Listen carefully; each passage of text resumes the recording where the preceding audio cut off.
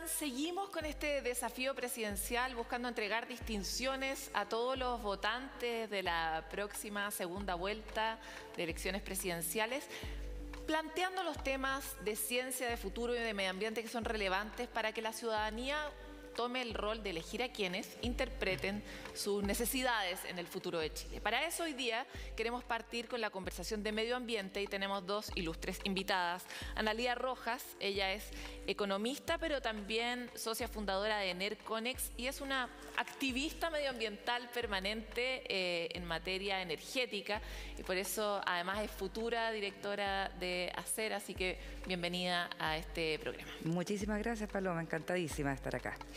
Bueno, y ustedes ya la conocen también, Maysa Rojas, es directora del Centro de Ciencia del Clima y la Resiliencia, el CR2, pero además ha sido nuestra representante, no sé si nuestra, pero participante de Chile en el panel intergubernamental de cambio climático, ha estado a cargo de todos los informes, participando científicamente de esos informes y después divulgándolos, así que muchas gracias por estar con nosotros, Maysa. Gracias a ti, Paloma. Hoy queremos tener una conversación que nos ayude a comprender mejor los desafíos del próximo presidente. Para todos es difícil entender la materialidad del cambio climático a pesar de que materialmente vivimos todo el rato sus consecuencias. Y desde ese punto de vista quisiera saber si ustedes pudieran elegir una primera batalla que necesariamente va a tener que enfrentar el próximo presidente. ¿Cuál creen ustedes desde sus sectores y su especialidad que va a ser esa? Maysa. Primera batalla de cómo enfrentarlo, dices tú. Mira, yo creo que lo más importante es que continuemos en una ruta que ya está definida. El año 2019 Chile se comprometió con la carbono neutralidad al año 2050. Eso es lo que nos dice la ciencia que debe ocurrir para que, no sé si pueden ver esta chapita, para que logremos el objetivo ambicioso del Acuerdo París, que es limitar el calentamiento a 1,5 grados. Así que yo diría que lo que hay que hacer es mantenerse en esa ruta y acelerarla. Analía. Sí, yo coincido con Maysa, pero también le agregaría el sinceramiento en el fondo del punto en donde estamos. Yo creo que es crucial referirse en el fondo a la base que nos permite encontrar entonces esa trayectoria, esa ruta hacia la carbono neutralidad al 2050. El compromiso está claro, pero creo que hoy día es esencial, y ahí engancho con la mirada de qué es lo que vamos a hacer en esta próxima administración en materia, bueno, de medio ambiente. Yo dejaría de hablar de cambio climático, empezaría a hablar de crisis climática y particularmente en el sector de energía, cuáles son entonces esas tareas, ¿no?, que tenemos de corto plazo que deben abordarse en forma coherente y consistente para no tener en el fondo pérdidas de tiempo que van a ser cruciales para poder alcanzar el 2050 la anhelada carbono neutralidad. Maysa, cuando veíamos distintos reportes que nos llegaban de la COP, una de las cosas desconcertantes o que a mí me hizo mucho sentido fue un discurso de una niña activista de África que decía: mira, francamente al clima, a la atmósfera, le importa nada los acuerdos que ustedes hacen. O si ponen o no ponen en el acuerdo, reconocen o no reconocen el cambio climático. A la atmósfera lo que le importa es lo que le pones y lo que le sacas. Y si nosotros solo nos remitimos a lo que le ponemos y le sacamos a la atmósfera, sabemos que estamos espantosos. O sea, el 1,5 es una utopía hoy día. Entonces, ¿cómo desde la acción ciudadana y desde la acción política uno puede relacionarse con esa necesidad de ponerle urgencia sin sentirse derrotado a priori? ¿Cómo uno puede moverse hacia la acción climática sin ceder ante la imposibilidad en el fondo? Bueno, yo creo que la buena noticia es que en el caso de Chile en particular, casi un 80% de nuestras emisiones vienen del sector energía y por lo tanto hay como un gran sector aquí que va a ayudar un montón a la solución, y ahí dejo a Analía que se explaye. Hay otra cosa que de hecho que yo creo que es absolutamente crítico y que no es resorte del próximo gobierno, sino todavía de este, y más bien del Congreso, que es aprobar la ley de cambio climático. Porque hasta ahora han ocurrido muchas cosas bien positivas en el país. Han habido hartos avances, la presidencia de la COP25 movilizó mucho la acción climática en el país, pero hasta ahora eso, sin ley, depende de la voluntad de los actores, de los ministros, del presidente, etcétera. Así que sin ley, eso significa que todo lo que se ha avanzado puede retroceder, se puede echar al tacho de la basura, o, lo cual también sería muy grave, se podría guardar en un cajón por 4 años.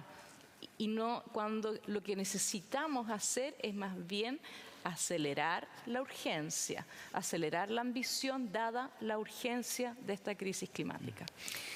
Y desde ese punto de vista, Analía, ¿dónde ves tú que están los grandes problemas? Porque es interesante la figura de Acera. Acera articula a muchos productores de energías renovables, pero también articula a aquellos que hoy día están produciendo energías que son parte del problema, ¿verdad? Y ellos tienen este doble, están tratando de transformarse muchos de ellos, pero tienen una enorme carga, un enorme dolor de tratar de no perder tanto con inversiones que son multimillonarias, etcétera. Entonces, ¿dónde sientes tú que está el gran problema para que este tipo de leyes se aprueben, pensando que los sectores económicos finalmente generan presiones en lo... Claro, la mirada, fíjate, yo creo que si tomamos este gremio, ¿no? Acera, que reúne 150 socios y más, están todos los socios de la cadena de valor del mundo renovable, no solamente productores de energía o generadores, sino también, bueno, tenemos tecnólogos, tenemos empresas transmisoras incluso, y obviamente todos aquellos que sirven entonces la gran industria de la renovable. Y por supuesto que la pregunta es, ¿hacemos entonces el cambio, ¿no? La transformación de la matriz energética con o sin aquellos que están, como tú decías, en la base, digamos, del desafío y la problemática? Y la verdad es que la respuesta es que hay que hacerlo juntos, o sea, aquí no puede quedar nadie afuera. Ahora, en una mirada más global, fíjate que yo creo que el corto plazo hoy día tiene una tremenda urgencia y desafío de tener acuerdos nacionales, ¿ya? En ese sentido también la ley de cambio climático es correcta porque nos ordena, ¿ya? Pero hay otros ámbitos en el sector eléctrico particularmente que requieren de un macroacuerdo nacional que hoy día es ausente. Hoy día no tenemos ¿Qué eso. ámbitos? Bueno, por ejemplo, si nos referimos básicamente a cómo se tienen que disminuir las emisiones en el sector eléctrico, tú ves que hay por lo menos 4 sectores que son tremendamente críticos, ¿no? La electromovilidad, la eficiencia energética, más energías renovables y también el hidrógeno verde. Pero resulta que tenemos que tener políticas que estén conversando con esos 4 sectores, con esos 4 ámbitos, aparte de descansar en un 50%, fíjate tú, en la captura de los bosques.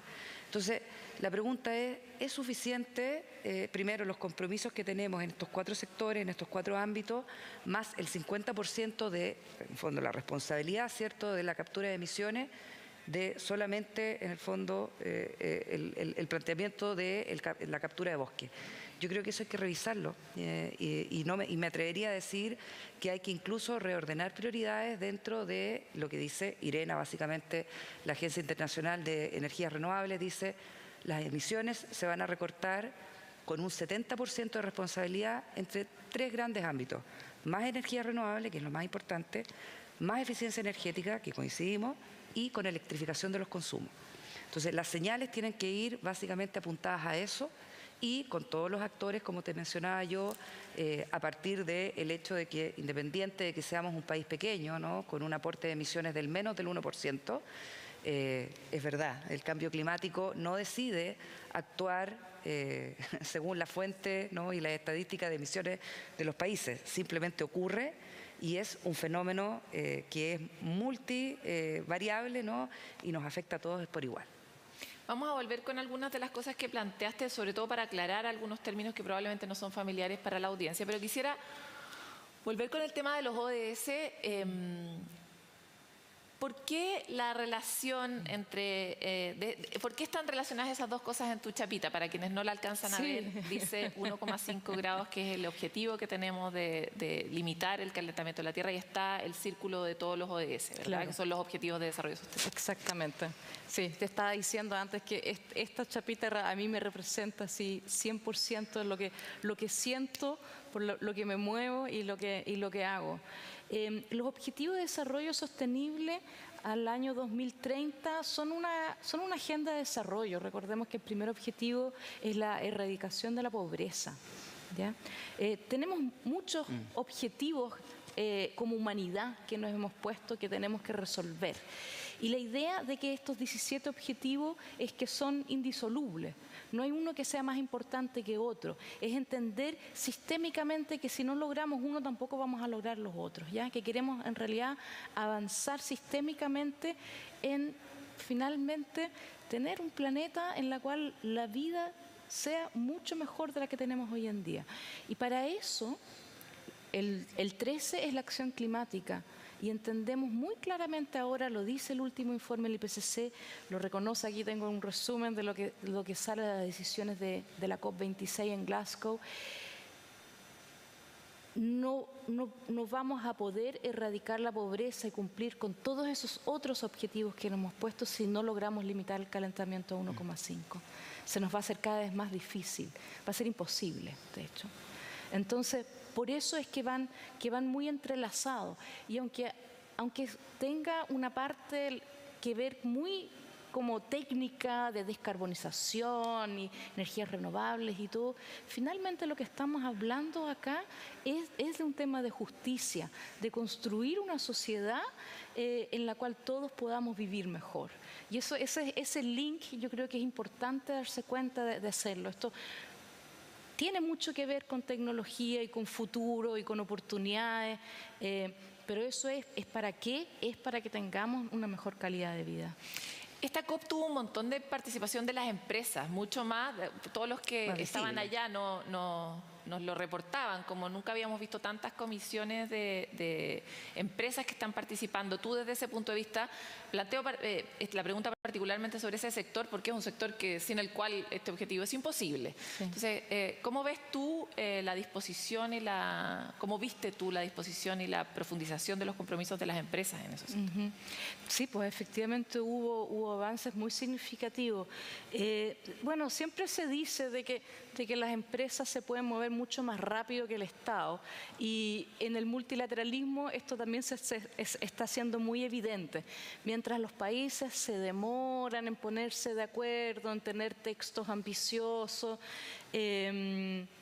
los actores no estatales, en la jerga de la Convención Marco de Naciones Unidas, que incluye a las empresas y que incluye en general a la sociedad civil, pero también incluye a las ciudades, a las regiones, se han movido de una manera que es bien impresionante y es muy positiva. Y aquí me cuelgo de otro mensaje de la ciencia, que es del informe, de uno de los informes del IPCC: cada decisión cuenta.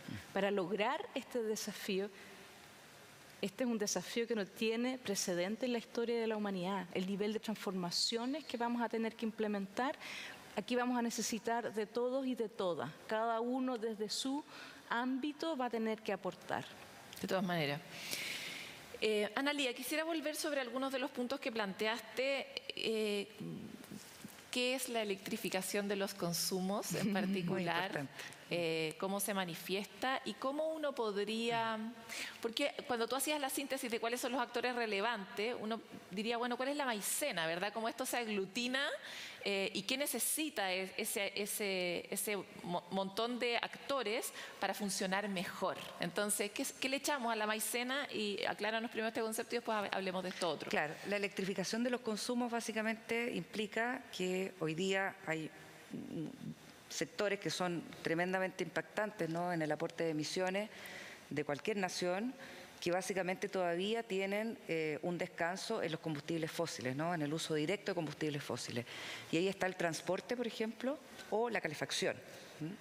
En Chile particularmente estos dos sectores tienen un tremendo aporte también dentro del concepto de energía, ¿no?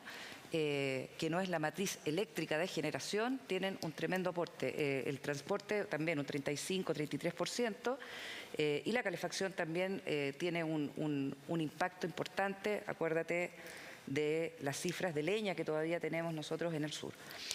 Entonces, lo relevante es cómo hacemos que esos consumos, básicamente pensando en que vamos a tener generación renovable de aquí al año 2050, en lo posible una matriz 100% renovable, ¿cómo hacemos que esa energía renovable no sea solamente para los usos de iluminación, ¿no?, o de lo que estamos acostumbrados a usar la electricidad? Entonces el punto es cómo transformamos, ¿no?, las otras matrices de consumo. Tal cual. Transporte. Y el transporte. Entonces ahí hay un objetivo que es una tremenda transformación, incluso mucho más fuerte o más allá de la que ya está en camino, ¿cierto?, o materializándose en la matriz eléctrica. ¿Puedo decir algo también? Yo Sí. creo que esto no solamente es importante para la carbono neutralidad, sino que también, acuérdense que está muy asociado a contaminación local, Total, tanto claro, la leña contaminación local. como los autos, los buses, etcétera. Entonces, realizar eso también va a tener beneficios, co-beneficios en salud y en contaminación. Eso te iba a decir, que al final a esa mirada sistémica nos referimos, que este tipo de decisiones finalmente tienen una cantidad de externalidades que de hecho no están reconocidas tampoco en el precio de los combustibles que estamos usando. ¿Qué pasaría si uno al carbón le gravara, le pusiera un valor adicional al impacto que tiene finalmente en el aumento de enfermedades respiratorias? Bueno, y eso etcétera, se llama ¿no? impuesto verde, y es una de las discusiones que yo creo que lamentablemente ha estado enterrada, ¿no?, pendiente muchos años, y que es parte de la discusión que va a tener seguramente la próxima administración, en vista un poco de lo que están haciendo el resto de las naciones para avanzar en todos los otros ámbitos. Fíjate que todo tiene que ver finalmente con la implementación de un impuesto verde inteligente, ¿no? Finalmente, la señal que tú le das al resto de los combustibles, ¿no?, para reemplazar estos combustibles por energías renovables tiene que ser a través, ¿cierto?, del reconocimiento y de la internacionalización de los costos adicionales que tiene el uso de esos combustibles que son contaminantes. Entonces yo creo que hay una discusión de agenda importante. Hay otras materias, pero yo creo que lo importante, Paloma, es que, y quiero dejar un mensaje acá, yo creo que estos espacios son súper importantes para instalar entendimiento en la auditoría, ¿no?, o sea, en los auditores, perdón.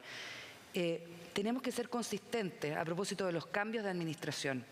Entonces, un cambio de administración que no tome consistentemente los mensajes y las tareas que hemos venido trabajando básicamente en los últimos 15 o 20 años, que nos ha costado bastante, ¿no?, instalar el concepto de energías renovables competitivas, por ejemplo, que son seguras además.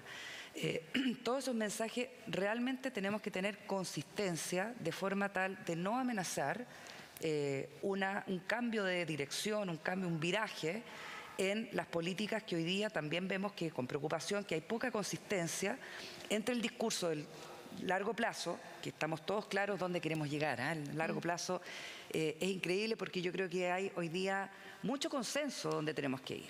El problema se produce entonces ahora en el corto plazo, que es exactamente el escenario opuesto a lo que teníamos en los 90, por ejemplo. En los 90 todo Chile reclamaba que no teníamos políticas de largo plazo en cualquier ámbito, ¿eh? O sea, esto acuérdate era en salud, en educación, bueno, en energía, por cierto, pasaba también. Hoy día yo creo que en energía en general hay una mirada clara hacia la descarbonización, que no significa solamente sacar el carbón de la matriz eléctrica, es descarbonizar, que significa disminuir las emisiones de carbono, ¿ya?